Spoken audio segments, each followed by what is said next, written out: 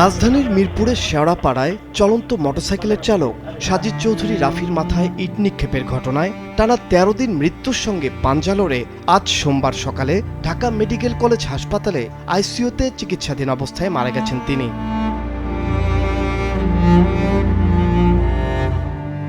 কাফরুল থানার ভারপ্রাপ্ত কর্মকর্তা সাজ্জাদ হোসেন রাফির মৃত্যুর খবর নিশ্চিত করেছেন। এই ঘটনায় এখন পর্যন্ত ৩ জনকে গ্রেপ্তার করা হয়েছে। তারা হলেন মূল অভিযুক্ত মোহাম্মদ পারভেজ, ফয়সাল ওরফে কালু এবং আনোয়ার হোসেন বাবু। এর আগে ৯ জুন রাত ১:১টার দিকে পূর্ব শেওড়াপাড়া দিয়ে মোটরসাইকেলে বাসায় ফিরছিলেন রাফি। আগে থেকেই ওত পেতে থাকা একজন তাকে থামার সংকেত দেন। তিনি না থামলে আরেকজন চলন্ত মোটরসাইকেলে ইট ছুড়ে মাথায় আঘাত করেন।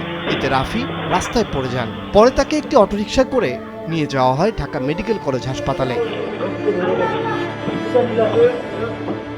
ঘটনার পর সিসিটিভির ভিডিও ফুটেজ বিশ্লেষণ করে পুলিশ জানান, এটি কোনো সাধারণ ছিনতাই নয়, বরং পূর্ব শত্রুতার জেরে পরিকল্পিতভাবে এই ঘটনা ঘটানো হয়েছে। সাজিদ রাজধানী কাফরুলের ইব্রাহিমপুর এলাকার বাসিন্দা ছিলেন। তার বাবার নাম শামসুল চৌধুরী, মা তানিয়া চৌধুরী। সাজিদ তার বাবা মায়ের একমাত্র সন্তান ছিলেন। মাছরাঙা নিউজ ডেস্ক।